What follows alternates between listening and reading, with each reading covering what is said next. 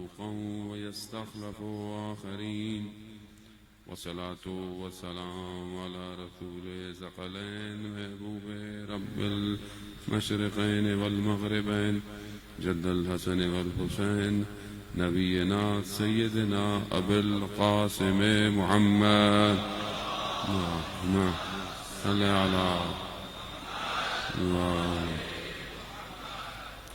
وآله الطيبين الطاهرين المعصومين لا سيما بقية الله في الأرضين روحي وأرواحنا للتراب مقدم الفداء ولعنة الله على أعدائهم أجمعين. بسم الله الرحمن الرحيم. رب اشرح لي صدري ويسر لي أمري واحلل عقدة من لساني يفقهوا قولي.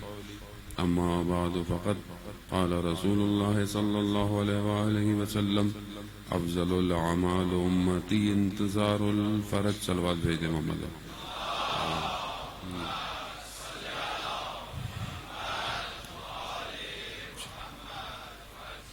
فرج عزاداران شہید الشہداء، ماہ محرم کی 25ویں شب ہے اور شب شہادت ہے. سید الساجدین زین العابدین امام سجاد علیہ السلام.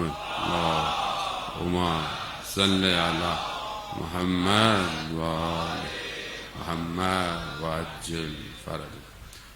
ہماری گفتگو چند دنوں سے وقت کے امام کی جو نجات دہندہ ہے، بشریت کو نجات اسی نے ہی دینی ہے، اسی سلسلے میں ہماری گفتگو جو ہے وہ جاری، اور خدا کی بارگاہ میں شکر گزار ہیں کہ اس نے توفیق عطا فرمائی کہ بہرحال آپ کے درمیان میں یہ چند دن جو ہے وہ اہل بیت علیہ السلام کا ذکر ہو اور اس مقاصد کو بیان کیا جائے کہ جس کے لیے سید الشہداء علیہ السلام کربلا آئے. بہرحال اسی سلسلے کی یہ آخری مجلس ہے، اور بہرحال پھر زندگی اور توفیق رہی تو آپ کے درمیان دوبارہ حاضر ہوں گے. اور بہت شکریہ ان محبتوں کا اور اس سب میزبانی کا کہ بہرحال ایک ذاکر اہل بیت ہی کی میزبانی تھی، اور اسی محبت اور مودت ہی کی وجہ سے وہ محبت آپ نے دکھائی. اس کا اجر تو خدا ہی کی بارگاہ میں ہے، اور ہم انہی کی بارگاہی سے یہ ساری چیزیں حاصل کر سکتے ہیں. ہمیں تو اپنا دنیا میں اپنا وظیفہ انجام دینا ہے، ہمیں اس ہدف کی طرف بڑھنا ہے کہ جو ہمیں ہدف وقت کے امام کی طرف لے کے جائے. اسی سلسلے میں ہم نے کوشش کی کہ مختلف آراء کو آپ کے ذہن عالی میں منتقل کیا جائے. امام کی معرفت بہت ضروری ہے، اور یہی ایک مشکل رہی ہر دور میں کہ لوگ اپنے وقت کے امام کو پہچان نہیں پائے.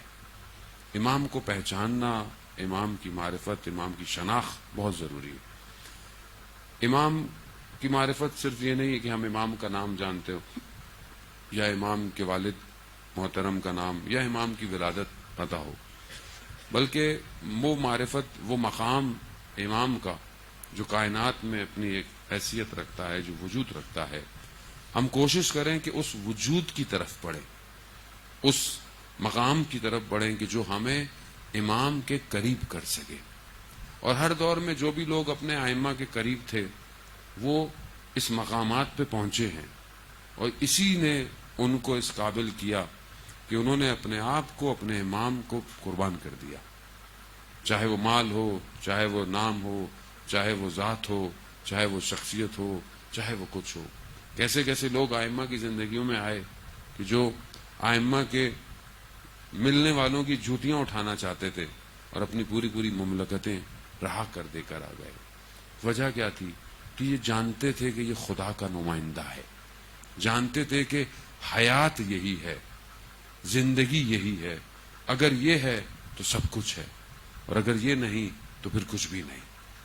اسی لیے ہم اس واقعے کو بار بار تکرار کرتے ہیں، تذکرہ کرتے ہیں کربلا کا، تاکہ ہم یہ پہچانیں کہ وہ جو لوگ امام تک پہنچے تھے ان کی خصوصیتیں کیا تھیں، اور وہ لوگ جو امام کو پہچان نہیں پائے ان میں کون سی برائیاں تھیں جس کی وجہ سے وہ امام کے سامنے ہوتے ہوئے امام سے دور ہو گئے. کیونکہ ظاہر میں اگر زمینی طور پر دیکھیں کہ کربلا پہنچنا کمال ہے، تو کربلا میں تو دوسرا لشکر بھی پہنچا ہوا تھا. تو کمال اس کا مطلب ہے کربلا صرف پہنچنا نہیں، بلکہ کربلا پہنچ کر امام کی طرف جانا کمال ہے. ہم بھی اپنی زندگی میں یہی رکھیں کہ اگر ہم اپنی زندگی میں بہت ساری چیزیں جو ہمیں کربلا اس کے واقعے تک لے کے جاتی ہیں، جس میں عزاداری ہے، ماتم ہے، جلوس ہے، یہ سب کچھ ہے، لیکن اگر ہم اس طریقے سے کربلا پہنچ چکے ہیں یا پہنچ رہے ہیں تو کیا ہم امام کی طرف بھی ہیں یا نہیں ہیں؟ اب امام کی طرف ہوں تو پھر کیا ہو، فرق کیا ہوگا؟ رنگ بدل جائے گا، زمین بدل جائے گی؟ نہیں، انسان کا باطن بدل جانا چاہیے. جب انسان اپنے امام تک پہنچے تو وہ نہ رہے جو پہلے آیا تھا، بلکہ اب وہ حسینی کردار پیدا ہو مجلس سے اٹھ کے. خواتین زینبی کردار پیدا کریں مجلسوں سے اٹھ کے، اور اس ہدف کی طرف بڑھے کہ جو ہمیں ہمارے وقت کے امام تک پہنچے. اور ہر شخص کی ذمہ داری الگ ہے، ہر شخص کا وظیفہ الگ ہے، ہر شخص دنیا میں مختلف جگہوں پہ رہتا ہے، اس کی صلاحیتیں الگ ہیں، اس کی سوچ اور اس کے ذہن کا لیول جو ہے وہ الگ ہے، لیکن اس نے پورے اسی طاقت کے ساتھ اپنے امام تک پہنچنا ہے. ہم اپنی زندگی کا، میں نے آپ کو پہلے بھی عرض کیا کہ ہم محاسبہ کرتے رہیں ہر روز کہ ہم اپنے امام سے کتنے دور ہیں، ہم اپنے امام کو کتنا پہچانیں. اسی لیے بہرحال ہمیں یہ چھوٹی چھوٹی سی چیزیں بیان کرنی پڑتی ہیں. میں اپنے لیے بیان کرتا ہوں بہرحال، اور اپنے آپ کو تذکر دیتا ہوں، اور پھر دیکھتا ہوں کہ میں کہاں کھڑا ہوں. تو میں اپنے آپ کو بہت ضعیف اور کمزور پاتا ہوں بہت سارے معاملات میں، کہ میں جتنا امام کا ذکر کرتا ہوں، کیا میں واقعا امام اور امامت کے کاموں پہ اتنا توجہ دے رہا ہوں یا نہیں دے رہا. یہی امام کہ جن کی آج شہادت ہے، جنہیں ہم یاد کرتے ہیں، جن کی وجہ سے ہم میں مجلس اور عزاداری سب امام نے ہمیں دی ہے. یعنی امام جب جو بھی چیز دیکھتے تھے تو امام گریا کرتے تھے، امام وضو کرتے تھے تو بھی گریا کرتے تھے، امام جب نماز پڑھتے تھے تو بھی گریا کرتے تھے. اور یہ بات ہمیں بتاتی ہے کہ عزاداری کبھی بھی نماز سے دور نہیں کر سکتی، اور نماز کبھی بھی عزاداری سے دور نہیں کر سکتی. امام نے اپنی زندگی میں کر کے دکھایا کہ ہر وقت جو ہے وہ گریا ہے. کس پر؟ سید الشہداء پر، اپنے والد محترم پر گریا ہے. اور یہی امام کا گریا تھا کہ جو تاریخ میں ایسا ثبت ہوا کہ جس ایسا کوئی گریا نہیں کر پایا. تو ہم بھی بہرحال اپنی زندگی میں دیکھیں کہ واقعا ہمارا جو گریا ہے یہ ہمیں خدا کے قریب بھی لے کے جا رہا ہے یا نہیں لے کے جا رہا. خدا کو چند قطرے جو ہے وہ پسند ہیں، چند چیزیں خدا کو، اس میں سے ایک وہ خون کا قطرہ ہے جو خدا کی راہ میں گرایا جائے، وہ خدا کو بہت پسند ہے. ایک وہ آنسو ہے جو خدا کے خوف سے رات کی تاریکی میں گرایا جائے آنکھوں سے، وہ خدا کو بہت پسند ہے. ایک وہ غصہ جسے انسان پی لے، کس کے لیے؟ خدا کی خاطر. غصہ بھی تو انسان کو آتا ہے، انسان زندگی میں غصہ ہوتا ہے، مشکلات ہوتی ہیں. یہ ساری چیزیں خدا کو پسند ہیں. تو ہم اپنی زندگیوں میں دیکھیں کہ ہماری زندگیوں میں یہ چیزیں ہیں یا نہیں ہیں. ابھی سب بہت زیادہ لوگ جو سوال بھی کرتے ہیں کہ ہم اپنے آپ کو گناہوں سے کیسے بچائیں اس دنیا میں جو بہت پرآشوب ہے، اور جو میں نے بہرحال آپ کی خدمت میں عرض بھی کیا کہ کس طرح دشمن جو ہے وہ تباہ اور برباد کرنا چاہتا ہے. تو وہاں پر یہی ہے کہ ہم اپنے آپ کو اپنی تنہائی میں دیکھیں کہ ہم امام کے کتنے قریب ہیں. جب آپ اپنے آپ کو یہ محسوس کریں گے کہ امام مجھے دیکھ رہا ہے تو آپ خود بخود چیزوں کو چھوڑ دیں گے. جب آپ کے کمرے میں کوئی کیمرہ لگا ہو یا کوئی چھوٹا بچہ بیٹھا ہوا ہو تو انسان گناہ نہیں کرتا. تو انسان کیا خدا کو اس قابل بھی نہیں سمجھتا کہ جتنا چھوٹے بچے کا خوف ہے، کیا خدا سے اتنا بھی خوف نہیں ہے انسان کو؟ کیونکہ احساس نہیں ہے. آیت اللہ عظم و بہجت رضوان اللہ تعالی علیہ فرماتے تھے کہ اگر تمہیں خدا کے وجود کا احساس ہو جائے تو تم کبھی بھی گناہ نہیں کرو گے. کیونکہ ہمیں احساس نہیں ہوتا خدا ہے، ہوگا کہیں ہوگا، ہمیں کیا خدا ہے. اب خدا کو جب آپ محسوس کریں کہ ہے تو خود بخود انسان تھوڑا سا گھبراتا ہے، لڑکھڑاتا ہے. میر داماد جو بہت بڑے فلاسفر تھے اور ملا صدرہ کے استادوں میں سے گزرے ہیں، ان کا یا ان کے والد کے لیے بیان کیا جاتا ہے کہ اصفہان میں بہت بڑا، اصفہان کا جو اس وقت سلطان تھا یا جو بھی حکمران تھا، اس کی جو ہے وہ ایک بیٹی اہل حرم میں سے جو ہے وہ گھر سے نکل گئی، گھر میں کوئی ناراضگی ہوئی، انہوں نے اس کو بہت ڈھونڈا اور نہیں ملی، رات ڈھونڈتے رہے نہیں ملی، صبح جب ہوئی تو دیکھا کہ وہ بیٹی واپس آ گئی، اور انہوں نے پوچھا کہ بیٹی سے پوچھو کہ صحیح ہے، سالم ہے؟ کہاں صحیح ہے، سالم ہے، کچھ نہیں ہوا۔ کہا بیٹی کو بلاؤ، بیٹی سے پوچھا کہ تم کہاں گئی تھی، رات کو تم نے کہاں گزاری؟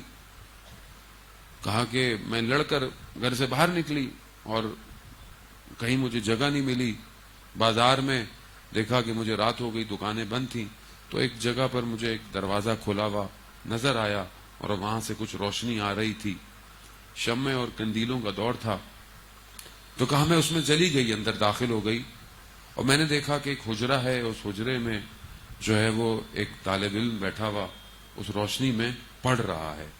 میں اندر گئی تو اس نے مجھے توجہ نہیں دی، پھر اس نے مجھے جب ایک نگاہ دیکھی اور کہا کہ آپ کہاں آ گئی، یہ جگہ آپ کے لیے نہیں ہے، یہ تو طالب علموں کا حجرہ ہے۔ کہا کہ ہم تو شہزادی ہیں، ہماری مرضی، ہم کچھ بھی کریں۔ تو کہہ رہا خاموش رہے۔ کہا تم نے رات وہیں گزاری؟ کہا میں نے رات وہیں گزاری۔ کہا کھایا کیا؟ کہا اس کے پاس پیاز اور روٹی تھی، وہی جو اس کے پاس تھی وہی میں نے۔ تو اس نے کیا کہا؟ کہا اس کے پاس اتنی خوراک تھی کہ ایک آدمی کھا سکتا تھا۔ کہا اس نے تمہیں رات بھر کچھ نہیں کہا؟ کچھ نہیں کہا۔ نہیں، اس نے رات بھر مجھے کچھ بھی نہیں کیا۔ تو کہا اس جوان کو بلاؤ۔ جب اس کو بلایا گیا تو اس سے پوچھا کہ تم نے ہماری بیٹی کو دیکھا؟ کہا وہ ایک نگاہ پڑی تھی بس جب وہ آئی۔ کہا کیسا پایا؟ کہا میں نے اس سے پہلے کبھی کسی کو اس طرح دیکھا ہی نہیں تھا۔ تو کہا پھر ساری رات وہ تمہارے حجرے میں رہی، تم نے اس کی طرف نگاہ نہیں کی، کیوں؟ تو وہ کہتا ہے کہ مجھے جب بھی شیطان وسوسہ کرتا تھا تو میں جو ہے وہ اپنی انگلی کو جو ہے وہ قندیل کے اوپر رکھ دیتا تھا، اور اس وجہ سے کہ اس کی جلن کا احساس مجھے ہو، اور میں خدا سے کہتا تھا پروردگار میری عفت اور پاک دامنی کو بچا، میں اس جلنے کو پسند کرتا ہوں جہنم کی آگ میں جلنے سے۔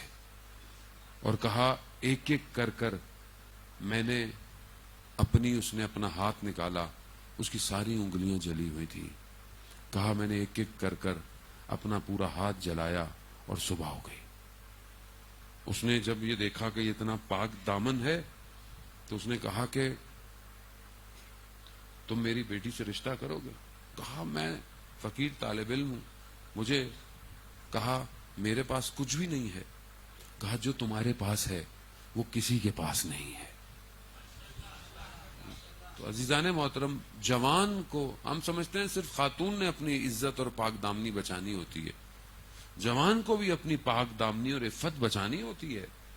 کیوں اپنے آپ کو جو ہے وہ اپنے باطن کو وہ جو ہے وہ سیاہ دھبوں سے بھر دے کہ جب اتنے دھبے ہو جائیں کہ پھر اس کا دل جو ہے وہ عبادت کی لذت کو محسوس نہ کر سکے۔ جب انسان اس حالت میں ہو تو کہاں رات کو انسان گریے کرے گا، آنسو بہائے گا، خدا کی بارگاہ میں روئے گا؟ کیسے روئے گا؟ کہاں اسے رونا آئے گا؟ اور اپنے اوپر تو ویسے بھی انسان کو کہاں رونا آتا ہے، انسان متوجہ ہی نہیں ہے اپنی طرف۔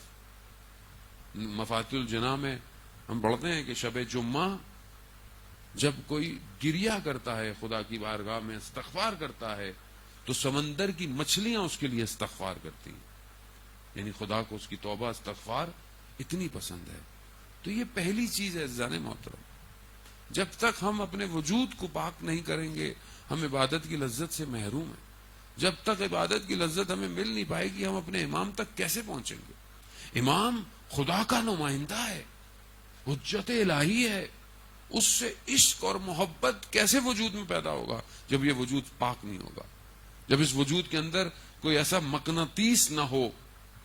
مقناطیس جو ہوتا ہے میگنیٹ، اس پہ جب زنگ آ جائے تو وہ کام کرنا چھوڑ دیتا ہے، وہ نہیں چپکاتا چیزوں کو۔ اگر زنگ آ جائے، لوہے پہ زنگ آ جائے، وہ مقناطیس سے چپکتا ہی نہیں ہے. تو ہم تو مقناطیس ویسے بھی نہیں ہے. مقناطیس تو امام کی ذات ہے جو چپکاتی ہے، جو بلاتی ہے. لیکن جب وہاں زنگ لگے ہوں تو یہ کہاں چپک کر امام کی طرف جائے گا؟ تو ان زنگوں کو ہم کیسے ہٹائیں؟ زندگی گزرتی جا رہی ہے، داڑھی سفید ہو گئی، بالوں میں سفیدی آ گئی، انسان قبر کی طرف متوجہ ہے. کب اپنے آپ کو پاک کرے گا؟ زندگی ایسی گزر گئی امام سے دوری میں، امام کو دیکھے بغیر، امام کے لیے کچھ کیے بغیر. عزیزان محترم، ائمہ نے اپنا کردار ہر دور میں ادا کیا. انہوں نے تو بلایا ہے، ہمیں ہر دور میں بلایا ہے. یہ ہم تھے کہ یہ دور بھاگتے رہے. راوی بیان کرتا ہے کہ مدینہ میں کہتی تھی، بارش نہیں ہو رہی تھی اور لوگ بڑی دعائیں اور نمازیں پڑھ رہے تھے. میں نے دیکھا کہ ایک سیاہ پوش حبشی غلام اپنے رخسار کو زمین پہ رکھے خدا کی بارگاہ میں کہہ رہا ہے، پروردگار اگر بارش نہیں آئی تو میں جب تک اپنے رخسار کو اس ریت سے نہیں ہٹاؤں گا. کہا بھی اس کے جملے ختم نہیں ہوئے، باران رحمت شروع ہو گئی. میں نے کہا یہ کون ہے؟ اللہ کا ولی ہے کہ جس کی زبان سے نکلے ہوئے جملوں کو خدا نے رد نہیں کیا. کہا میں نے اس کا پیچھا کیا، کوچا بنی ہاشم کے اندر دیکھا کہ امام کے گھوڑوں کو پالنے والا غلام تھا. یعنی امام اپنے غلاموں کو اس مقام پہ پہنچا دیتے تھے. کیوں؟ امام سے جڑے ہوئے، جانتے تھے امام کیا ہے. ہم اپنی زندگی میں پہچان نہیں پائے. عزیزان محترم متوجہ ہوں، چوتھے امام نے جو کتاب ہمارے درمیان میں چھوڑی ہے، جسے ہم صحیفہ سجادیہ کہتے ہیں، ہم اس کو کھولیں. کم از کم جو مناسبات ہیں وہ دعائیں تو پڑھیں. کم از کم اگر ہم اس کو اس طرح نہیں پڑھ سکتے کتاب کی صورت میں، تو جو ایام میں دعائیں آتی ہیں، جو ماہ رمضان میں، ماہ رمضان کے شروع کی دعا دیکھیں، ماہ رمضان کے اختتام کی دعائیں دیکھیں صحیفہ سجادیہ میں. ہر روز کی دعا ہے صحیفہ سجادیہ میں. آج جو دن ہے اتوار کا دن ہے، تو اتوار کی دعا ہے، چھوٹی سی دعا ہے، چھوٹی سی دعا ہے. دعا کو پڑھیں، ترجمہ پڑھیں، دیکھیں امام کس طرح خدا کو پکار رہا ہے. لیکن اگر ہم اس طرح نہیں امام کی اطاعت کر پائیں گے، ان دعاؤں کو کہ جو مناجاتیں امام نے ہمیں تعلیم فرمائی ہیں، اگر وہ ہماری زندگی میں نجوہ نہیں ہے، وہ مناجات نہیں ہے، تو پھر ہم کس طرح امام کو فالو کرتے ہیں؟ ہم کیسے امام کی اطاعت کرتے ہیں؟ ہم کیسے ایک امام اتنا گریا کرتے رہے اتنے عرصے تک، اور امام نے اس گریہ میں اتنا بڑا ہمیں تحفہ دیا، اتنا خزانہ دیا، اور ہمارے پاس وقت نہیں ہے کہ ہم ان دعاؤں کا مطالعہ کریں، ان دعاؤں کو پڑھیں. وہ مناجات، وہ سرگوشیاں، وہ گفتگو جو ائمہ نے ہمیں تعلیم فرمائی ہے، وہ ہماری زندگی میں کہاں ہے؟ وہ مناجات امیر المومنین کہاں ہے جسے مولا مسجد کوفہ میں پڑھا کرتے تھے؟ کہاں ہے ہماری زندگی؟ ہم کہاں اس طرح خدا کو پکارتے ہیں، مولا یا مولا انت المولا، تو میرا مولا ہے، وہ انا العبد، وہ میں تیرا بندہ ہوں، وہ یرحم کیا تو رحم نہیں کرے گا اپنے بندے پہ جبکہ تو مولا ہے؟ عزیزان محترم، خدا تک پہنچنے کے لیے پروردگار نے ائمہ کو بھیجا. اپنے تک وہ کہہ رہا ہے میں چھپا ہوا خزانہ تھا، میں چاہا میں پہچانا جاؤں، میں نے نور محمد کو خلق کیا اور پھر اس کے بعد باقی چیزوں کو خلق کیا. اصل ہدف خدا تک پہنچنا ہے. اگر خدا تک نہیں پہنچے تو پھر یہ سب ختم ہو جائے گا. امام اسی لیے اللہ کا نمائندہ ہے، اپنی طرف وہ بلاتا ہے تو اس لیے کیونکہ وہ باب اللہ ہے، باب توحید ہے، اللہ کی طرف جانے کا دروازہ ہے. کیا ہم اس دروازے سے خدا تک پہنچ رہے ہیں یا نہیں پہنچ رہے؟ یا ہم دروازے کے باہر کھڑے ہو کے واہ واہ کر رہے ہیں، واہ واہ واہ زبردست. رسول خدا فرماتے ہیں انا مدینۃ العلم وعلی بابھا، میں علم کا شہر ہوں اور علی اس کا دروازہ ہے، اسی دروازے سے اندر آؤ. لیکن ہم دروازے کے باہر کھڑے ہوئے واہ واہ کر رہے ہیں، کتنا اچھا دروازہ ہے، کیا بات ہے بھائی، اندر آئیں، اندر آئیں. اندر آنے کی شرائط ہے، امامت کی معرفت ہے، امام کی اطاعت ہے، امام کو پہچانے، امام کی مانے. ہم امام کو مانتے، امام کی نہیں مانتے. امام کو مان، امام جو کہہ رہے ہیں ان کو.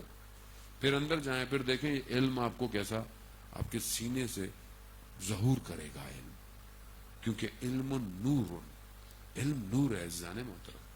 اور توجہ کریں جوان آج کل کے کہ اپنی تعلیم پر توجہ کریں. وقت کے امام کو اسپیشلسٹ کی ضرورت ہے. صرف انٹر پڑھ کے چھوڑ دینا اور پھر کاموں میں لگ جانا کوئی کمال نہیں ہے. بے شک آپ کام کریں لیکن اپنے اندر اسپیشلسٹ کریں. سادی سی ڈگری کسی کے پاس ہو تو آج تو دنیا کی چھوٹی موٹی جو کمپنی ہے وہ بھی نہیں رکھتی انسان کو, تو امام کہاں رکھیں گے؟ تو کم از کم اسپیشلسٹ تو ہوں کسی فیلڈ میں, چیزوں کے اسپیشلسٹ ہوں, تعلیم حاصل کریں, پڑھیں, معاشرے میں دنیا میں اپنا مقام لے کر آئیں, دنیا کو دکھائیں کہ امام کے ماننے والے دنیا میں کیسے ہیں. اس کے جب آپ اپنے اندر اچھائیوں کو پیدا کریں گے تو ہی تو ہم ظہور کی طرف بڑھیں گے. امام کو جب امام حکومت کی تشکیل دیں گے, جب حکومت بنائیں گے تو اس میں لوگ چاہیے کہ نہیں چاہیے؟ ہر طرح کے لوگ چاہیے. شہر کو بنانے والے چاہیے, ٹنلز بنانے والے چاہیے, traffic management, air traffic management. اب زمانے میں تو گاڑیاں اڑنا شروع ہو گئی ہیں, ظاہر ہے بننا شروع ہو گئی ہیں, گاڑیاں ہواؤں میں اڑ رہی ہیں, بنا رہے ہیں. تو کیا ہمارے پاس, ہم سوچ رہے ہیں اس بارے میں کہ اس کو بھی سیکھنا پڑے گا ہمیں, یا بہت انڈر گراؤنڈ ٹنل بنائے جائیں گے دنیا میں تاکہ شور انسان کو اذیت نہ کرے, پولوشن انسان کو اذیت نہ کرے. دنیا جو ہے وہ الیکٹرانک کارز کی طرف جا رہی ہے کہ پولوشن نہ ہو پیٹرول کی وجہ سے. تو کہ ہم متوجہ ہیں ان ساری چیزوں کی طرف. مطلب امام ہمارے ذہن میں آئیں گے, گھوڑے پہ تلوار لے کے آئیں گے, تمہارا پہاڑوں کا دور آ جائے گا. یہ ہمارے ذہن میں یقیناً امام کے پاس تلوار ہے, یقیناً امام کے پاس وہ گھوڑا ہے, لیکن امام ہر نبی اپنے زمانے میں اپنا معجزہ لے کر آیا ہے. ہر ائمہ اپنے زمانے کے حساب سے انہوں نے مقابلہ کیا ہے. تو ہمارے وقت کے امام جب اس پوری ٹیکنالوجی کا دور ہوگا تو ہم کہاں, ہم لوگ پیچھے رہ جائیں؟ ایسا ہو ہی نہیں سکتا. جب تک آپ ترقی کے منازل کو طے نہیں کریں گے امام تک کیسے پہنچیں گے؟ کیا دیں گے امام کو؟ کیا ہے میرے پاس ابھی امام کو دینے کے لیے؟ کیا ہے؟ میں کیا ابھی ایسا کچھ کر رہا ہوں یا کرنا چاہتا ہوں, چاہے وہ علمی میدان ہو چاہے وہ عملی میدان ہو؟ کیا میں وہ چیز پریزنٹ کر رہا ہوں امام کو ہدیہ دینے کے لیے کہ مولا یہ میں نے آپ کے لیے تیار کیا ہے؟ تو اسے کون سوچے گا عزیزان محترم؟ کوئی نبی نہیں آئے گا, کوئی آسمان سے اب نہیں آئے گا.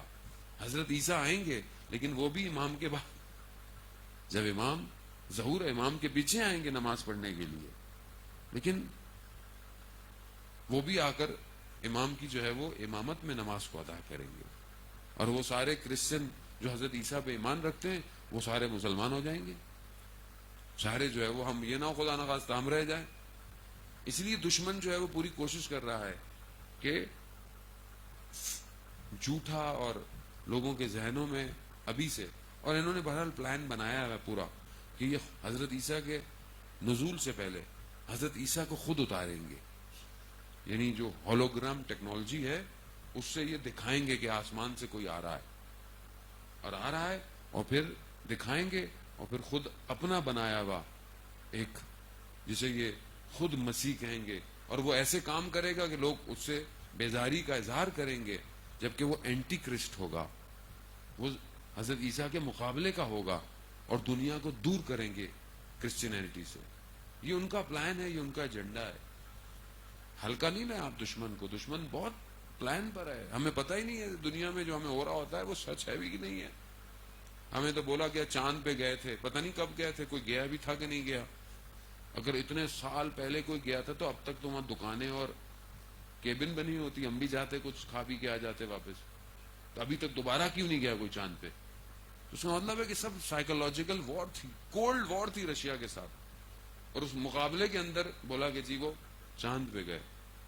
ابھی دیکھیں تو لگتا ہے سب سٹیج اور سب اسٹوڈیو کے اندر ہی تھا. وہ بہت آرٹسٹ ہیں, وہ ذہنوں کو کنٹرول کرنا جانتے ہیں کیسے کرنا ہے انہوں نے. ہم کیا کر رہے ہیں؟ ہمارے پاس کیا ہے ان کو مقابلہ کرنے کے لیے؟ ہمارے ذہن کتنے ہیں؟ ہماری ساری طاقت ہمارے اپنے اندر ہی لگی ہوئی ہے. ہماری پوری انرجی ایک دوسرے کو برا بھلا کہنے میں ہے. مسلمان آپس میں لگا ہوا ہے, کہیں سنی شیعہ ہے, کہیں کیا ہے, کہیں کیا ہے, ساری طاقت اسی میں لگی ہے مسلمانوں کی. اور پھر جو آپس میں ہے وہ ان کے اندر بھی فرقے ہیں ہر جگہ. اور ہم مومنین ہیں تو ماشاءاللہ ان میں بھی سب دبا کے فرقے بنے ہوئے ہیں, مومنین کے اندر بھی. ایک ایسا ہے، ایک ویسا ہے، فلانی انجمن ہے، یہ انجمن ہے، یہ ہے، وہ ہے، یہ امام بارگاہ ہے، وہ امام بارگاہ ہے، یہ اسکول آف تھاٹ ہے، اس میں بھی لگے ہوئے ہیں، اور امام ہماری طرف نگاہ کر رہے ہیں کہ یہ کب جڑیں گے، کب متحد ہوں گے، میں آؤں۔ آپ خود سوچیں نا، جو ہم کہتے ہیں کہ 313 نہیں ہو رہے، آپ دوسروں کو کیوں دیکھتے ہیں؟ اپنے آپ کو دیکھیں، میں ہوں اس قابل 313 میں، میرے اندر مقام ایسا ہوا، میں نے اپنی کمیونٹی سوسائٹی کو کرنے میں کچھ کامیاب کردار ادا کیا۔ آپ چھوڑ دیں دنیا کو، آپ اپنے صرف شہر کو دیکھیں، آپ شہر کو بھی چھوڑ دیں، اپنی کمیونٹی کو دیکھیں، کیا اس کمیونٹی کو میں نے اس قابل کیا ہے کہ امام یہاں تشریف لائے؟ کیا میں کوئی ایسے اقدامات کر رہا ہوں، برائیوں کو باہر کر رہا ہوں معاشرے سے؟ اور پہلے کہاں سے ہوگی؟ گھر سے ہوگی۔ کیا ہمارے گھروں میں ہم نے وہ کام کیے ہیں جو امام کو پسند ہیں؟ اور جو چیزیں ناپسند ہیں، کیا ان کو میں باہر نکال رہا ہوں؟ کون کرے گا یہ کام؟ کس کا کام ہے؟ ظاہر ہے جو معاشرے میں، کمیونٹی میں لوگ بڑے ہیں، بزرگ ہیں، ان کا کام ہے، بہرحال علماء کا کام ہے، وہ یقیناً اپنا کردار ادا کر رہے ہیں، لیکن اصل رول تو آپ کو پلے کرنا ہے۔ اگر آپ اپنے گھروں کو اس قابل نہیں بنائیں، مسجد میں آپ کہیں ہاں جی بڑے مسائل ہیں، بڑے پریشانیاں ہیں، بڑی مشکلات ہیں، جوانوں کی بڑی مشکلات ہیں، بڑے گناہ ہو رہے ہیں معاشرے میں، تو کیا کریں اس کا؟ تو حل دیں جوانوں کو۔ کیوں گناہ کر رہا ہے جوان؟ کیوں آپ اتنا سسٹم اتنا سخت بنایا ہوا ہے کہ شادی مشکل سے ہوتی ہے؟ گناہ تبھی ہو رہا ہے جب آپ شادیوں کو سخت کریں گے تو گناہ ہوگا۔ کیوں ہم نے آسانی بنایا ہوا؟ کیوں ہم یہ کہتے ہیں کہ اتنے لاکھوں روپے خرچ ہو تو شادی ہو؟ تو مشکل تو ہم نے خود بنایا ہوا ہے۔ مسجد میں، ممبر پہ، امام بارگاہ میں سب باتیں اچھی ہیں، لیکن جب گھر جائیں گے، مولانا صاحب کیا کریں، ایک ہی تو بیٹا ہے، اب بڑی دھوم دھام سے تو شادی کرنی ہے نا، ایک ہی بیٹی ہے مولانا صاحب، اب آپ کی ایک ہی بیٹی ہے، اس میں کیا کریں؟ آپ سب کریں، سارے کام کریں، تو پھر یہ گھر کیسے امام کی طرح بڑھے گا جہاں پہ امام راضی نہیں ہے جن کاموں سے؟ فضول خرچی سے امام راضی نہیں ہے۔ آپ کے پاس اگر پیسہ ہے تو 6 اور کی شادیاں کروا دیں۔ یہ کام ہم کب کریں گے؟ سادگی کب ہوگی؟ آسانی کب ہوگی؟ تو میں چھوٹی سی مثال دے رہا ہوں۔ پھر ہم کہتے ہیں کہ وہ ہم یہ ہوگا، وہ یہ، اس طرح آپ بڑھتے چلے جائیں اپنے گھر کے معاملات میں، اپنی زندگی کے معاملات میں، سب ایسے ہی ہیں۔ دوسروں کے لیے ہماری ساری نصیحتیں، اور ویسے بھی جب مولانا کوئی باتیں کر رہا ہو تو ہمیں لگتا ہے مولانا مارس کے لیے گفتگو کر رہا ہے، ہمارے لیے تو بات ہی نہیں کر رہا، ہم تو سب بہت اچھے ہیں، یہ تو کسی اور کو کہہ رہے ہیں مولانا، ہماری کمیونٹی میں تو ایسا نہیں ہے۔ عزیزان محترم، بہت پورا شوق دور ہے، آگ آگ ہاتھ میں ہے۔ راوی بیان کرتا ہے کہ ہم رسول خدا حضرت محمد مصطفیٰ اللہم صلی علی محمد وآل محمد وعجل، امام کی خدمت، رسول خدا کی خدمت میں، کہ رسول خدا فرماتے ہیں ایک زمانہ ایسا آئے گا کہ اس زمانے میں ایک نیکی، اور اصحاب بیٹھے ہوئے تھے، کہا تمہاری 50 نیکیوں کے برابر ہوگی۔ کہا یا رسول اللہ، ہم آپ کے ساتھ جنگوں میں، ہم اتنے قریب، ہماری 50 نیکیاں، ان کی ایک نیکیاں۔ کہا ایک نیکی کرنا مشکل ہو جائے گا، ایک نیکی کرنا بالکل ایسے ہی ہے جیسے ہاتھ میں آگ کا انگارہ ہو، نیکی کرو۔ آپ کتنی دیر آگ اپنے ہاتھ میں رکھ سکتے ہیں؟ کیسے رکھ سکتے ہیں؟ ذرا سا قطرہ گر جائے انسان جلتا ہے۔ اور نیکی کرنا آج کے دور میں ایسے ہی، دوسرے کو نصیحت کرنا بڑا آسان ہے، لیکن عمل کرنا سب سے مشکل ہے۔ اور یہی جو پہلی چیز ہے جو ہم اپنے امام کے لیے تیار کر سکتے ہیں، وہ ہمارا اپنا گھر ہے۔ اگر ہم اپنے گھر کی تشکیلات ہی کو ایسا نہیں کر رہے کہ جس میں ہم امام کو دعوت دیں، ہمارے گھر میں صبح اٹھ کے امام کو سلام ہوتا ہے نہیں ہوتا؟ ہماری زندگیوں میں ایک عالم دین تھے، کہتے ہیں کہ میں پہنچا کاظمین، اور خدا ہم سب کو بھی کاظمین کی زیارت نصیب فرمائے۔ کہا میں وہاں پہنچا اور وہاں میں نے اندر یہ ذری سے توسل کیا امام سے کہ مجھے کوئی طریقہ ہو کہ میں وقت کے امام کی زیارت کر سکوں، کیا کروں ایسا کہ یہ میرے کام۔ کہتا ہے میں باہر نکلا تو میں نے دیکھا ایک بڑے اس زمانے کے ایک عالم دین تھے، فقی تھے، اور وہ بیٹھے حرم کے ایک رواق، میں ان کے پاس گیا، میں نے ان سے پوچھا کہ پھر آپ ایران سے آئے؟ کہہ رہے ہاں۔ تو کہتا ہے میں ان سے کہا کہ میرا پہلا دن ہے سفر کا، تو انہوں نے کہا میرا آخری دن ہے سفر۔ تو میں نے ان سے پوچھا اپنے سفر کے بارے میں بتائیں، تو انہوں نے جو بات کی وہ بالکل میرے سوال کے مختلف تھی۔ تو انہوں نے کہا کہ دیکھو یہاں آئے ہو، اگر چاہتے ہو تم امام کی زیارت کرنا، تشرف ہونا، تو یہ چند چیزوں کو اپنی زندگی میں شامل کرو۔ اس میں سے ایک انہوں نے یہ کہا کہ بہرحال جو ہے وہ زیارت آل یاسین جو ہے اس کو پڑھتے رہا کرو، اور ایک یہ کہا کہ ہر روز قرآن کی چند آیتوں کی تلاوت کر کر امام کو ہدیہ دو، کیونکہ جب تم امام کو تحفہ بھیجو گے تو امام اس تحفے کو کئی گنا بڑھا کر تمہیں واپس بھیجیں گے۔ اب یہ کتنا آسان سا کام ہے، مشکل کام ہے امام کو تحفہ دینا روز۔ قرآن کی آیتیں پڑھیں، اور ویسے بھی ایک مومن کو کتنی قرآن کی آیتیں ڈیلی پڑھنی چاہیے۔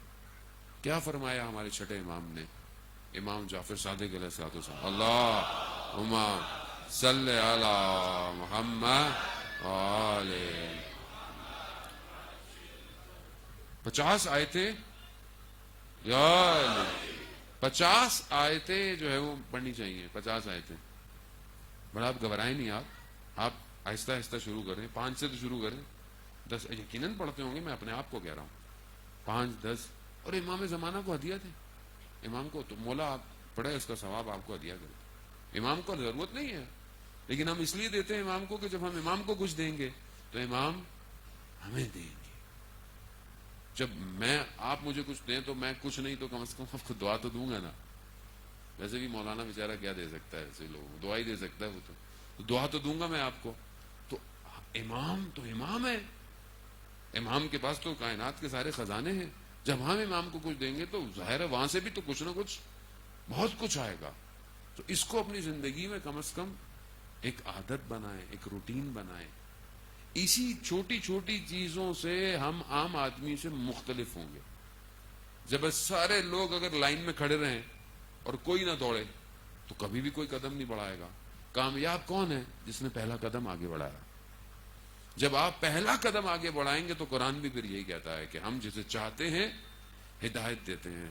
اب سوال آیا کہ بھائی خدا کی مرضی ہے تو خدا ہی ہدایت نہیں دے رہا، تو علماء کہتے ہیں نہیں، یہ ہدایت ثانوی ہے، یعنی خدا کہتا ہے کہ جسے چاہتا ہے ہدایت دیتا ہے۔ یہ وہ شخص ہے کہ جو ایک قدم آگے بڑھاتا ہے۔ اور خدا جب کہتا ہے قرآن میں کہ ہم جسے چاہے گمراہ کر دیں، تو ہر کسی کو نہیں کرتا، جو خود پیچھے ہٹتا ہے، غلط کام کرتا ہے، خدا پھر اس کو گمراہ کرتا ہے۔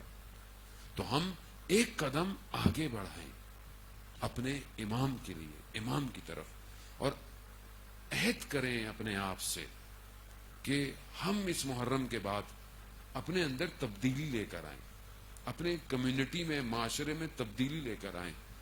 کم از کم اپنے گھر سے شروع کریں، کم از کم ایک پودا اپنے گھر میں لگائیں، اس کو پانی دیں، فضا کو سبز رکھیں۔ یہ بھی ایک اچھی بات ہے، گرینری پیدا کرنا، پولوشن ختم کرنا، یہ بھی ایک نیک کام ہے۔ اپنے گھر میں چیزوں کو چینج کریں۔ دعائے عہد 40 دن روایت ہے جو پڑھتا ہے اور اگر وہ مر جائے تو ظہور میں قبر سے اٹھایا جائے گا۔ تو 40 دن کیا کوئی مشکل ہے؟ کتنی دیر لگتی ہے دعائے عہد پڑھنے میں؟ کتنا ٹائم لگتا ہے دعائے عہد پڑھنے میں؟ کوئی اتنا وقت تو نہیں لگتا دعائے عہد میں۔ جتنی دفعہ پڑھیں گے اتنا اسٹرانگ ہو جائے گا انسان موت۔ اور اگر چھوٹ جائے خدا نہ خواستہ اس ٹائم نہیں پڑھ پائیں، دن میں پڑھ لیں، نیت تو آپ کی ہے نا، خدا قبول کرے گا۔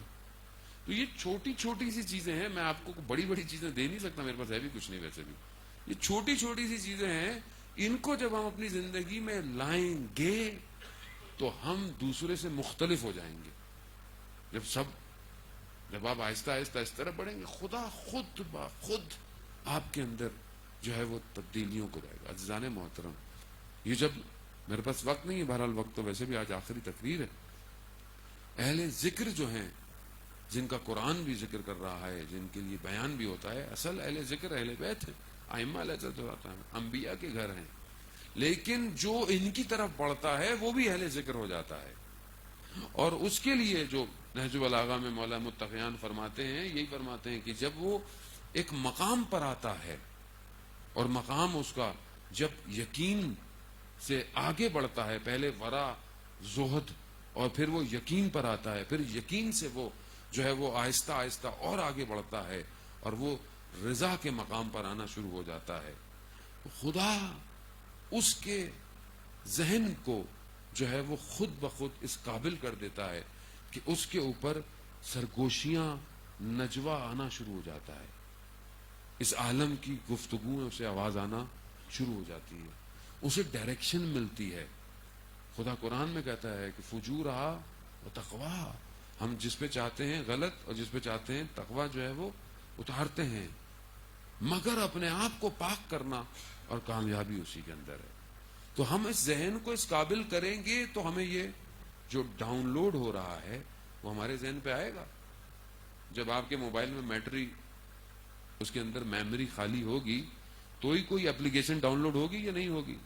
جب اس میں میموری نہیں ہے، آپ تصویر بھی کھینچیں، بولا میموری فل ہے، تصویر بھی نہیں کھینچ سکتی۔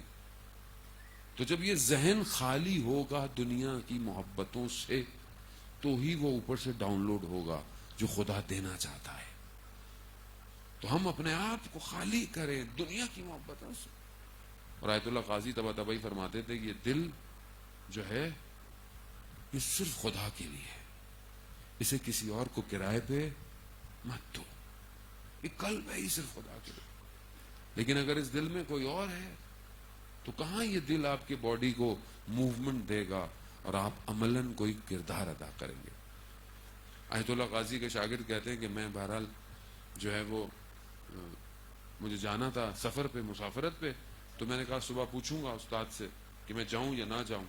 رات ہو رہی تھی تو میں سو بھی رہا تھا تو میری ٹانگیں کتابوں کی طرف تھی، تو کہا میں یہ پوچھوں گا کہ میرے ذہن میں یہ خیال آیا کہ آیا یہ بے ادبی تو نہیں ٹانگوں کو کتابوں کی طرف، اور کہا میرے خیال میں ہر وقت یہ خیال آتا تھا کہ یہ آیت اللہ قاضی ہر وقت قبرستان کیوں بیٹھے رہتے ہیں، قبروں پہ کیوں بیٹھتے ہیں؟ تو کہتے صبح جب میں ان کی خدمت میں حاضر ہوا میں نے کچھ نہیں پوچھا، انہوں نے خود ہی کہا سفر پہ جانا تمہارے لیے ٹھیک نہیں ہے اور رات کو سوتے وقت کتابوں کی طرف ٹانگیں کر کے نہیں سویا کرو۔ کہا ان سب چیزوں کے لیے میں قبرستان میں بیٹھا ہوتا ہوں۔ یعنی جب انسان اس وادی میں تفکر فکر کرتا ہے تو خدا یہاں کی ساری چیزوں کو دکھا دیتا ہے۔ ہم جتنا آخرت کی طرف متوجہ ہوں گے دنیا اپنی حقیقتوں کو کھول دے گی ہمارے اوپر۔ ابھی ہم چھپے ہوا ہے سب، ابھی ہمیں دیوار سے اس طرف نظر نہیں آتا، اسی لیے ہم لوگ غصہ کرتے ہیں، اسی لیے ہم لوگ ایک ذرا سی چیز پہ لڑنا شروع ہو جاتے ہیں، ذرا سی چیز پہ انسان گناہ خدا نہ خواستہ کر بیٹھتا ہے۔ کیوں؟ کیونکہ ہمیں آگے کا نہیں پتا آگے کیا ہے، لیکن جسے پتا ہو کہ اس کی اگلی منزل میں بہت بہترین پھل ہے تو یہ چھوٹے موٹے میوے نہیں کھائے گا، اسے پتا ہے کہ اگلی منزل بہت حسین ہے۔ تو عزیزان محترم یہ دنیا آخرت کی کھیتی ہے، اور ویسے بھی اس میں دل لگانا عقل مند کی تعریف نہیں ہے۔ کامیابی یہی ہے کہ ہم اس زندگی کو ویسے گزاریں جیسے ہمارے مالک نے ہمیں کہا ہے۔ تو ہم اپنی زندگی میں عہد کریں، ہم اپنے امام کی طرف پڑھیں۔ کربلا یہی دعوت دیتی تھی کہ جو تمہارے پاس تھا اسے چھوڑ کے تمہیں امام کے پاس آنا پڑے گا، اور ہر سال کربلا ہمیں یہی کہتی ہے کہ تمہارے پاس جو بھی ہے اس میں تم نے اتنا نہیں ڈوبنا کہ جب تمہیں پھکارا جائے تو تم وہیں پھنس جاؤ، جب تمہیں بلایا جائے اتنا ہلکے کنیکشن ہو انسان کے، اتنے ہلکے ارتباط ہو، کیونکہ یہ جتنے رابطے ہیں نا ماں باپ کا، اولاد کا، بہن بھائیوں کے، یہ جب رشتے، یہ رشتے اصلی رشتے نہیں ہیں، اصل رشتہ اس سے ہے، اصل رابطہ اس سے، اس رابطے کی وجہ سے یہ رابطے ہیں سارے۔ اب اگر یہ رابطے اس رابطے سے دور کر دیں تو کیا فائدہ ہے؟ اصل اس رابطے کو مضبوط کرتے ان سارے رابطوں کو اچھا کرنا ہے، اور ہمیں اپنی زندگی میں توجہ کرنی ہے۔ عزیزان محترم ہم مولا کو بہت مانتے ہیں، اپنے مولا کو بہت مانتے ہیں، مولا کے لیے ذکر بھی کرتے ہیں، فضائل بھی سنتے ہیں، لیکن یہ دیکھیں کہ ہمارے مولا نے کیا کہا، ہمارے لیے کیا کہا۔ اتنی مشہور ہم سنتے رہتے ہیں، مولا کہتے ہیں کہ زندہ ایسے رہو کہ لوگ تم سے ملنا چاہیں، اور جب مر جاؤ تو لوگ تم پہ گریا کریں، ایسے زندہ رہو۔ لیکن یہ بات ہم لوگ سنتے ہیں لیکن اپنے اوپر عمل کب کریں گے؟ ہم ایسے ہیں کہ لوگ ہم سے ملنا چاہیں، لوگ ہم سے محبت کرتے ہیں، یا لوگ کہتے ہیں لو بھائی آ گیا پھر آ گیا، کب جائے گا؟ ایسا تو نہیں ہے خدا نخواستہ. نہیں، ہماری پرسنالٹی کیسی ہے، اور کیا واقعی ہم دنیا چلے جائیں گے کہ لوگوں کو افسوس ہوگا، یا لوگ کہیں گے چلو بھائی چلا گیا فاتحہ ہی پڑھ گئے؟ کیوں؟ جبکہ امام کے ماننے والے کیسے ہیں؟ علامہ امینی رضوان اللہ تعالی علیہ، جنہوں نے غدیر لکھی کتاب الغدیر، جو امام کے فضائل کو جمع کیا، کس مقام پر ہیں آپ سوچیں. کہ ایک اس زمانے میں صدام کا دور ہے، ظاہر ہے، جو ایک کوئی فوجی تھا، اس کا بیٹا شدید مریض ہو گیا، تو ڈاکٹروں نے جواب دے دیا، کہا کہ کوئی فائدہ نہیں ہے ہاسپٹل میں رکھنا ہے، گھر لے جاؤ، اس کا وقت پورا ہے. اس نے علامہ امینی کو ایک لیٹر لکھا، نامہ، کہ میرا بیٹا شدید مریض ہے، ڈاکٹر جواب دے گئے ہیں، جس کو آپ مولا مانتے ہیں اور جس کے لیے آپ ہر جگہ جا جا کے لکھ رہے ہیں کتابیں، 30 سال لگے ہیں ان کو کتاب لکھنے میں، ہر جگہ سے جا کے انہوں نے فضائل جمع کیے. کہا جس کے لیے آپ کتابیں لکھ رہے ہیں، میرے بیٹے کو اس مولا سے شفا دلا دے. علامہ امینی نے نامے کو پلٹا، بسم اللہ لکھی، اور کہا جاؤ، مولا نے تمہیں تمہارا بیٹا دیا. یہ کہہ کر خط ادھر بھیجا، ابا اٹھائی اور مولا کے حرم گئے، زیارت جامع کبیرہ پڑھی، اور مولا سے کہا مولا ایک حوالہ بھیجا ہے، عزت رکھ لیجئے گا. یہی ہوا، دوسرے دن وہ شخص جو ہے وہ تحفے تحائف لے کر آ گیا کہ اس کے بیٹے کو جو ہے وہ شفا مل گئی. تو عزیزان محترم، ہم مولا کو اتنا مانتے ہیں، اور مولا ہماری زندگی میں سب کچھ دیتے ہیں، سب امام کا لطف ہے ہمارے اوپر، ان کی محبت ہے، ان کا نگاہ کرم ہے جو ہم یہاں بیٹھے ہوئے. لیکن ہم سے بھی تو وہ کچھ مانگتے ہیں، ہم سے بھی تو ان کا تقاضا ہے. کیا ہم نے امام کو نہیں چھوڑ دیا اکیلا؟ مولا علی علیہ السلام کو کیا غم تھا سب سے زیادہ، کہ لوگوں نے انہیں تنہا چھوڑ دیا تھا. جرداق مسیح اپنی کتاب جو اس نے لکھی، امام حالانکہ کرسچن ہے لیکن امام کے فضائل لکھتا ہے، کہتا ہے دنیا کا سب سے بڑا مظلوم شخص ہے کہ جس کے مرنے کے بعد بھی اس کے دشمنوں میں اضافہ ہو رہا ہے. آج آپ کے سامنے نہیں ہے دنیا میں کتنا بغض ہے، آج تک مظلومیت کتنی بڑی ہے امام کی. اور کہتے ہیں کہ یہ وہ ہستی ہے کہ جس کے دشمنوں نے تعصب سے فضائل چھپائے، اور محبت کرنے والوں نے جان کی خوف سے فضائل چھپائے، مگر ابھی بھی اتنے فضائل ہیں کہ کسی کی فضائل ہی نہیں ہے. اب لیکن ظاہر ہے ہم ان فضائل کو سنتے تو ہیں، لیکن اپنے وجود میں وجدان کی کیفیت محسوس ہوتی ہے کہ واقعا میں امام علی سے عشق اور محبت کرتا ہوں، تو کیا میں اس مقام پہ ہوں جو مجھے مولا کہہ رہے ہیں، مولا دے رہے ہیں، مولا سے مل رہے ہیں. کیسی کیسی ہستیاں تھیں کہ جب امام کی خدمت میں جاتی تھیں، امام کو سلام کرتے تھے، امام کا جواب آتا تھا.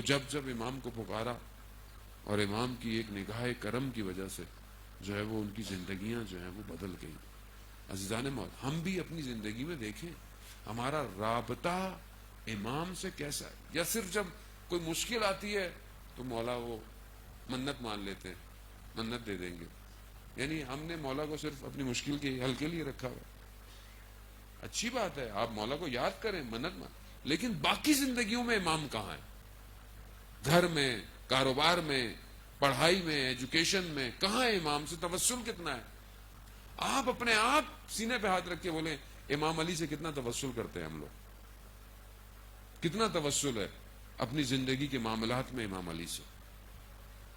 کہتے ہیں کائنات کا امام ہے، لیکن ہم خالی ہیں، کھوکھلے ہیں، اندر سے خالی ہیں.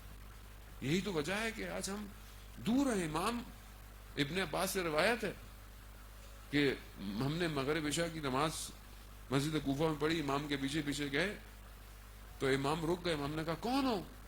کہا مولا آپ کے شیعہ ہیں. امام قریب آئے، امام اوپر سے لے کے نیچے دیکھنے لگے. کہا مولا کیا دیکھ رہے ہیں؟ کہا تم نے کہا ہے میرے شیعہ ہو، میں شیعہ کی نشانیاں ڈھونڈ رہا ہوں، شیعہ کی نشانیاں ڈھونڈ رہا ہوں. ان کی آنکھیں کیسی ہوں گی گریے کر کر کے، ان کے شکم خوف سے کتنے جو ہے وہ پیٹوں کے اندر لگے ہوئے ہوں گے. کہاں ہے ہماری زندگی میں ایسے گریے, ہمارا رونا؟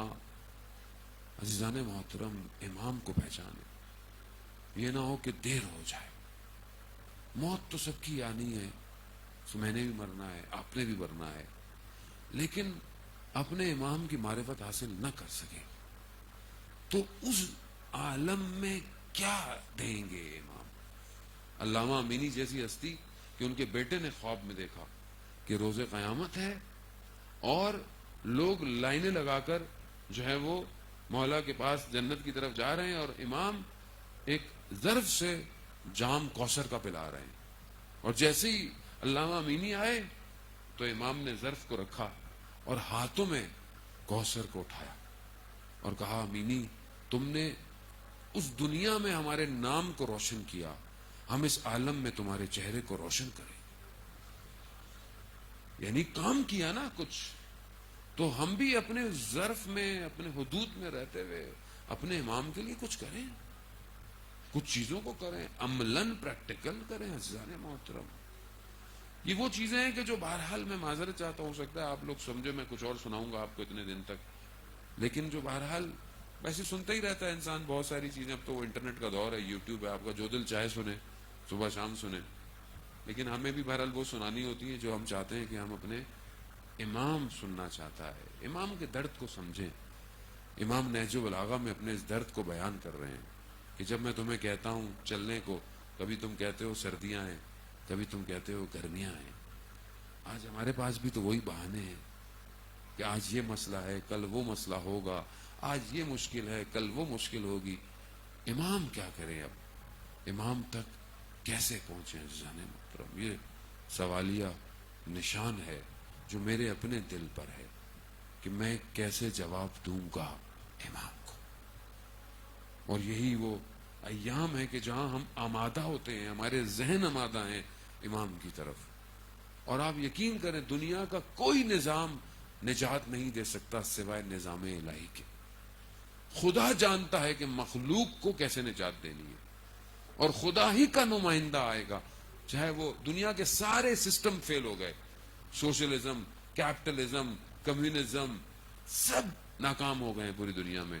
آپ کے سامنے دنیا کے حالات کیسے ہیں, دنیا کا اقتصاد تباہ ہو گیا ہے, دنیا خود اپنے کیے کی سزا بھگت رہی ہے. یہ وائرس, یہ بیماری, یہ سب فطرت کے ساتھ کھیلنے کا نتیجہ نکلا ہوا ہے. دنیا کی اکانومی کو تباہ کر دیا ہے, انسانیت کو مارا جا رہا ہے, قتل عام ہو رہا ہے, عزتیں پامال ہو رہی ہیں, نفس کچلے جا رہے ہیں. کون نجات دے گا؟ کون دے گا سوائے ایک کے جو اللہ کا نمائندہ ہے, اور وہ اللہ کا وعدہ ہے, اور خدا اپنے وعدے سے تخلف نہیں کرتا. انا حزب اللہ هم الغالبون, اللہ ہی کا گروہ ہے جو غالب آ کے رہے گا. ہمیں اس دن کے لیے تیار ہونا ہے. یہ نہ ہو کہ پھر کربلا برپا ہو اور ہم حل من ناصر کی صدا سنیں اور اپنے گھروں میں بیٹھے رہ جائیں. عزیزان محترم, میں بہت آپ کا تہ دل سے مشکور ہوں کہ آپ نے خشک گفتگوؤں کو بڑے حسن و ذوق کے ساتھ جو وہ چند دنوں میں ملاحظہ کیا.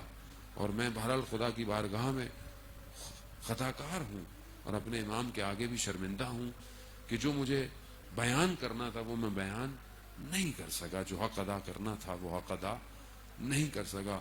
ویسے بھی ہم جو بھی کریں ہم حق ادا نہیں کر سکتے. عزیزان محترم, ہم تو چند دن بہرحال یہ گریہ کر کے اٹھ کے چلے جائیں گے, مگر وہ ایمان, وہ بیمار کہ میرا چھٹا امام کہتا ہے کہ 5 گریے مشہور ہیں, 5 گریے گناہ ہیں دنیا کے اندر. پہلا حضرت آدم ہے جنہوں نے بہت گریہ کیا, بہت گریہ کیا. دوسرا گریہ حضرت یعقوب کا گریہ جو اپنے بیٹے یوسف کے غم میں کرتے. تیسرا حضرت یوسف کا اپنا گریہ. چوتھا گریہ ہماری شہزادی حضرت سیدہ کا گریہ کہ جو اتنا گریہ کرتی رہی.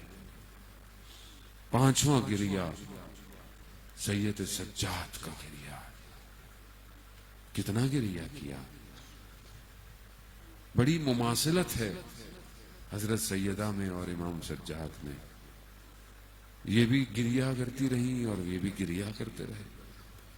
گریا کیسا تھا کہ جب بی بی گریا کرتی تھی تو مدینہ کے لوگ کہتے تھے نا کہ ابن الحسن فاطمہ سے کہیے یا دن میں گریا کرے یا رات میں گریا کرے۔ اللہ، بی بی کیا فرماتی ہیں، اتنی مصیبتیں مجھ پہ پڑی کہ اگر روزے روشن میں پڑتی تو تاریخ ہو جاتا۔ ہاں، اور ایک سید سجاد کا گریا ہے۔ کہا مولا کیوں اتنا گریا کرتا؟ کربلا کو ختم ہوئے زمانہ ہو گیا۔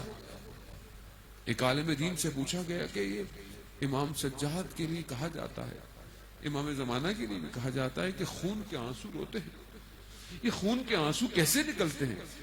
تو اس عالم دین نے رومال اٹھایا اور اپنی آنکھوں سے اور ہٹایا، کہا کہ خون کے آنسو تو ہم رو سکتے ہیں، وہ سید سجاد تھے جو اپنے سامنے یہ سب دیکھتے رہے۔ ہاں ذاتارا نے محترم، امام جب پانی آتا تھا نا، امام پانی کو دیکھ کے گریا کرتے تھے اور اپنے بابا کی پیاس کو یاد کرتے تھے۔ جب کھانا آتا تھا تو کھانے کو دیکھ کے گریا کرتے تھے کہ میرے بابا کو بھوکا پیاسا مارا۔ امام کا خادم کہتا ہے کہ ہم نے امام کے لیے بستر لگاتے تھے مگر امام بستر پہ نہیں سوئے، زمین پہ سوتے تھے۔ کہا مولا کیوں نہیں؟ کہا میں کیسے سہوں کہ جب میرے باپ کو اس طرح کربلا میں شہید کر دیا گیا۔ ہاں آزادار میں امام کے بڑے غم ہیں، امام نے خود اپنے غموں کا اظہار کیا ہے۔ امام خود فرماتے ہیں کہ ہمیں کربلا کے واقعے کے بعد جو ہے وہ گھوڑوں پر بغیر زینوں کے اور اونٹوں پر بغیر مہاروں کے سوار کر دیا گیا، اور نیزوں پر ہمارے پیاروں کے سر تھے، اور جب ہماری آنکھوں سے آنسو نکلتے تھے تو نیزوں سے ہمارے سروں کو جو ہے وہ کوڑا جاتا۔ ہاں زادارن محترم، ہم امام کے غم کو برداشت نہیں کر سکتے۔ آپ تصور کریں کہ امام کی اس دن کا، اس مغرب کی نماز کا جو امام نے ادا کی تھی، روز عاشورہ گزرنے کے بعد جب پہلی مغرب آئی ہوگی تو کچھ بھی نہیں بچا۔ آپ خود تصور کریں کہ سید السجاد نے خدا کی بارگاہ میں جو سجدہ کیا ہوگا، سبحان ربی العلا و بحمدہ۔ علی اکبر چلے گئے، عباس چلے گئے، قاسم چلے گئے، بابا چلے گئے، سبحان ربی العلا و بحمدہ۔ تو پروردگار ساری حمد تو ثنا تیری ہے۔ اللہ، کیا قربانی ہے، کیا سختیاں ہیں۔ امامت کا پہلا سوال دیکھیں کہ بی بی زینب سلام اللہ علیہ آگے کیا کرتی ہیں کہ بیٹا سجاد خیموں میں جل کے مر جائیں یا باہر نکلے۔ ہاں زاداران محترم، کس طرح کہتے ہیں مقاتل کہتے ہیں کہ انہوں نے حملہ کیا، خیموں کی طرف آئے، امام بیمار ہیں بستر پر، مگر بی بی زینب نے آ کر اپنے وقت کے امام کو بچایا ہے۔ کہا اس کو اگر کچھ کہا تو مجھے کچھ کرنا ہوگا۔ کہا اچھا یہ بیمار ہے، بیمار کیا کرے گا، چھوڑا۔ مگر کس طرح اس بیمار کو کوچا اور بازاروں میں پھرایا گیا، ہاتھوں میں رسیاں ہیں، مقتل کہتا ہے کہ گلے میں توق ہے۔ ایک جگہ امام گزرے، امام کا کوئی جاننے والا ملا، امام نے اسے کہا تیرے پاس رومال ہے؟ کہا کیوں؟ کہا توق کی خاردار گردن میں زخم کیے دیتا۔ اللہ، یہ وہ زخم تھے کہ جو آخری زندگی تک امام کے ساتھ رہے۔ ہاں زاداران محترم، یہ ایام بڑے سخت ایام ہیں ہمارے لیے، ہم اس کو تصور ہی نہیں کر سکتے کہ اغیار کا مجمع ہو اور اہل حرم ساتھ ہوں اور امام، وہ بھی امام ہو۔ کس طرح امام نے برداشت کیا کوفہ اور شام کا منظر۔ امام سے جب پوچھا گیا مولا کربلا میں کون سا واقعہ آپ کے لیے سخت تھا؟ علی اکبر کے سینے پہ برچھی، قاسم کے بدن کے ٹکڑے، حضرت عباس کے بازو؟ نہیں، امام کیا فرماتے ہیں؟ امام نے 3 دفعہ کہا ہائے شام، ہائے شام، ہائے شام۔ یہ شام میں کیا ہوا ایسا، کیا ہوا؟ ہاں زادہ رحمتم، جب یہ شام پہنچے ہیں تو شام میں کہتے ہیں ایک منادی ندا، خوشی کا سما ہے، عید کا سما منایا گیا شام میں. لوگ رنگ برنگے کپڑے پہن کر آئے کہ باغی آ گئے ہیں، باغیوں کے اسیر آ گئے ہیں، ہم نے انہیں مار دیا ہے اور ان کو اسیر بنا کر لائے. اور کہتے ہیں بازار شام میں اتنا عرصے کھڑا رکھا گیا کہ جب تک لوگ جمع ہو گئے. اور لوگوں نے بھی کیا ظلم کیے، لوگوں نے پتھر مارے، اور بعض کہتے ہیں کہ آگ امام کے سر پر پھینکی گئی کہ امام کے امامے کو جلا دیا گیا. یہ کم ستم تھے. اس سے بڑا ستم یہ تھا کہ ان شامیوں کی نگاہیں اہل حرم پر تھی، پھوپھی پر اور ماؤں پر اور بہنوں پر تھی. یہ سید السجاد سے برداشت نہ ہوا، اسی لیے امام کہتے رہے ہائے شام، ہائے شام، ہائے شام. راوی کہتا ہے کہ میں شام میں داخل ہوا، میں نے دیکھا لوگ بڑے عید کا سما ہے. کہا یہ کیسا ہے؟ کہا اسیر آئے ہیں. کہا جب میں نے جا کر دیکھا تو کیا دیکھا؟ میں نے دیکھا یہ جو نیزوں پر چہرے ہیں یہ تو جانے پہچانے ہیں. ماننے والا تھا نا. جب اس نے امام کو دیکھا، امام تک پہنچا، امام نے کہا یہ وقت اس باتوں کا نہیں، تیرے پاس کچھ دھرم دینار ہیں. کہا یہ جن کے ہاتھ میں نیزے ہیں ان کو دے، اور کہے کہ نیزوں کو تھوڑا آگے لے جائیں تاکہ لوگوں کی نگاہیں نیزوں پر ہو، میرے اہل حرم پر نہ ہو.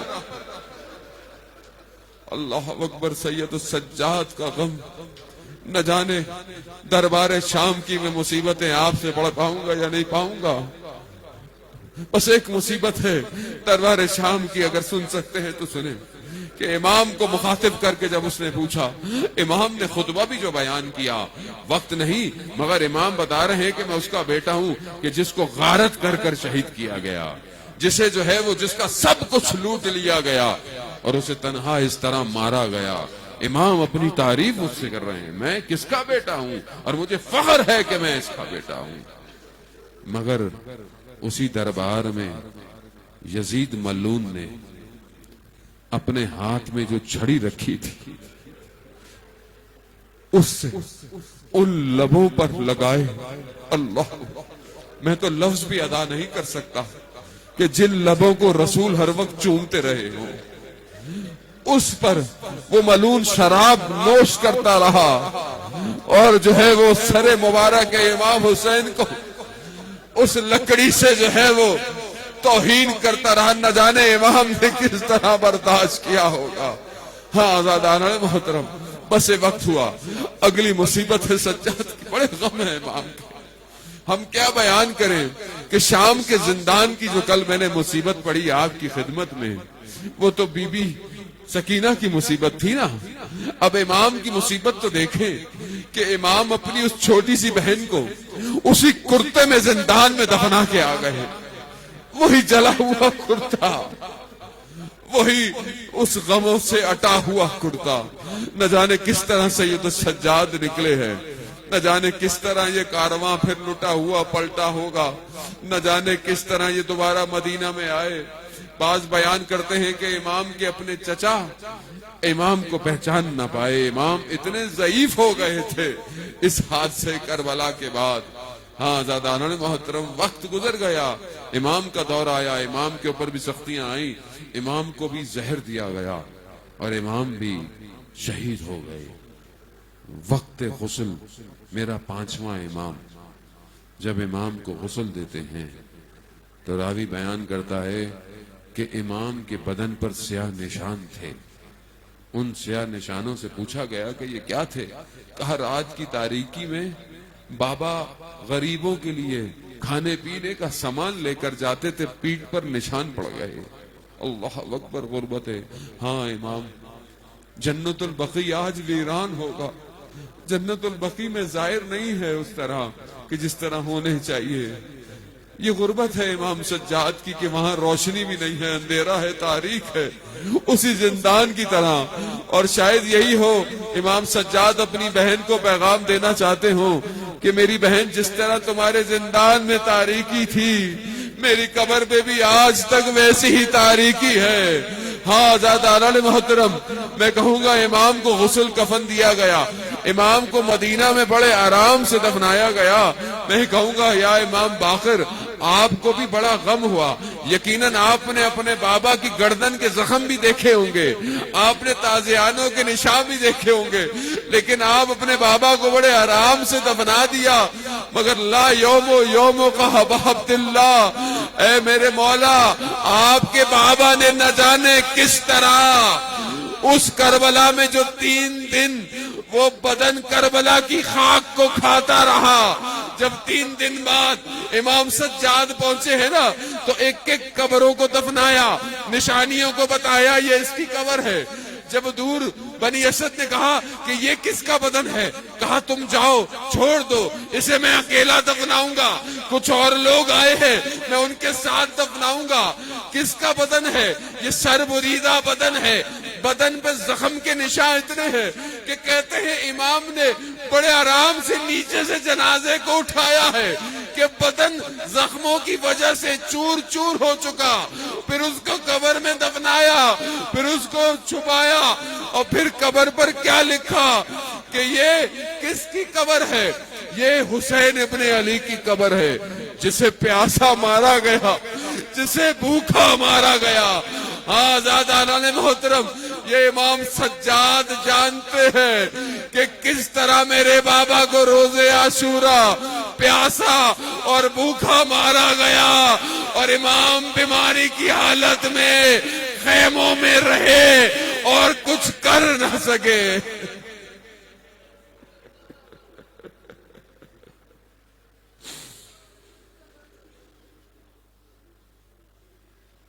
الا لعنت اللہ علی القوم الظالمین وسیعلم الذین ظلموا ای منقلب ینقلبون. پروردگار امام زمانہ کے ظہور میں تاجیل عطا فرما, ہمیں ان کے ناصروں ان کے مددگاروں میں شمار فرما. پروردگار ہمیں کوئی غم نہ دے سوائے غم حسین کے. پروردگار جہاں بھی ماتم جلوس عزاداری ہو رہی ہے ان کی جان مال عزت آبرو کی حفاظت فرما. جہاں جہاں پروردگار عزاداری مشکل اس وائرس کی وجہ سے بہت جگہوں پر عزاداری محدود ہو گئی ہے, مشکلات ہے, پروردگار تجھے واسطہ بیمار کربلا سید سجاد کا پروردگار اس بیمار کا واسطہ, اس بیماری وبا کو دنیا سے دور فرما. پروردگار جو جو مریض ہیں جس بیماریوں کی وجہ سے بھی, اور خاص طور پہ اس بیماری کی وجہ سے, ان کو سب کو شفا کاملہ اور عاجلہ عطا فرما. پروردگار مسلمانوں کو جہاں جہاں بھی ہیں اپنی آزادی کی جنگیں لڑ رہے ہیں انہیں اس میں کامیابی عطا فرما. آپس میں مسلمانوں کو اتفاق اور محبت سے رہنے کی توفیق عطا فرما. ہمارے ملک وطن پاکستان کو عزت اور استحکام عطا فرما. جو فرقے واریت کو ہوا دے رہے ہیں انہیں ان فتنوں میں خود کو نابود ہونے کی توفیق عطا فرما. پروردگار دشمنان اسلام کو اگر وہ ہدایت کے قابل ہیں تو انہیں ہدایت عطا فرما, اور اگر ہدایت کے قابل نہیں تو انہیں کیفر کردار تک پہنچا. پروردگار جو بھی جہاں بھی جلوس مجلس ماتم میں اپنی خدمت کر رہا ہے, یہاں پہ بھی جس نے بھی ان دنوں میں اپنی نوکری ادا کی, چاہے وہ میڈیا والے ہوں, ساؤنڈ والے ہوں, اسکاؤٹ والے ہوں, مینجمنٹ ہو, انجمن ہو, چاہے وہ پولیس والے ہوں, یا جتنے بھی سیکیورٹی والے جو بہرحال ابھی بھی جلوس کے لیے حفاظت کر رہے ہیں, پروردگار جہاں جہاں بھی جو ان ایام میں اپنی نوکری ادا کر رہا ہے ان کو اپنی بارگاہ سے اجر کثیر عطا فرما. پروردگار ہم سب کو حج عمرہ اور زیارات کی توفیق عطا فرما. اگر پروردگار تو راضی ہے اور حالات ایسے ہیں تو ہمیں اربعین امام حسین پر امام حسین کی زیارت کی توفیق عطا فرما. پروردگار ہمیں کوئی غم نہ دے سوائے غم حسین کے. ہمیں عزاداری کے مقصد کو سمجھنے کی توفیق عطا فرما. ہمیں اپنے ہر عمل سے اپنے وقت کے امام کی طرف بڑھنے کی توفیق عطا فرما. ہمیں ان کتابوں کو جو ائمہ نے ہمارے درمیان میں چھوڑی انہیں پڑھنے کی توفیق عطا فرما. ہمارے گھروں کو قرآن کی تلاوت سے منور فرما. ہمارے جوانوں کو گناہوں سے, برائیوں سے, نشوں سے, ہر طرح کی برائیوں سے دور رہنے کی توفیق عطا فرما. ہمارے گھروں میں جو بہن بیٹیاں جوان لڑکے بیٹھے ہیں ان کے لیے بہترین نظام اپنی بارگاہ سے انہیں عطا فرما. جو مقروض ہیں غیب سے ان کے قرضوں کو عطا فرما. جو بے روزگار ہیں انہیں رزق حلال عطا فرما. جو برسر روزگار ہے رزق میں ترقی اور کشادگی عطا فرما. جو بے اولاد ہیں حضرت علیزر کے صدقے میں اولاد صالح اور نیک عطا فرما. پروردگار ہم خطاکار ہیں, گناہگار ہیں, مگر تیرے ان بہترین بندوں کے چاہنے والے ہیں. پروردگار تجھے واسطہ سید الشہداء کا, ان ایام کا, پروردگار اگر ہمارے سے کوئی غلطی یا کوتاہی ہے تو اسے اپنی بارگاہ سے درگزر فرما۔ پروردگار ہمیں روز قیامت حضرت رسول خدا کی شفاعت نصیب فرما، ہمیں ان کی بہترین امت بننے کی توفیق عطا فرما، ہمیں وقت کے امام کے لیے ظہور کا زمینہ فراہم کرنے کی توفیق عطا فرما، ہمیں اپنے اندر ان صلاحیتوں کو جو 313 میں ہیں انہیں پیدا کرنے کی توفیق عطا فرما۔ پروردگار ہماری ماں بہنوں کو حضرت سیدہ اور زینب سلام اللہ علیہ کی سیرت پر چلنے کی توفیق عطا فرما، ان کے چادر ان کے حجاب کو محفوظ فرما۔ پروردگار بہرحال یہ ایام گزر جائیں گے، لیکن پروردگار ہمیں اپنی رحمتوں سے جو تو نے ان ایام میں ہمیں عطا کی ہیں اس سے محروم نہ فرما۔ اللہم ارزقنا زیارت الحسین فی الدنیا و شفاعتہ فی الآخرہ۔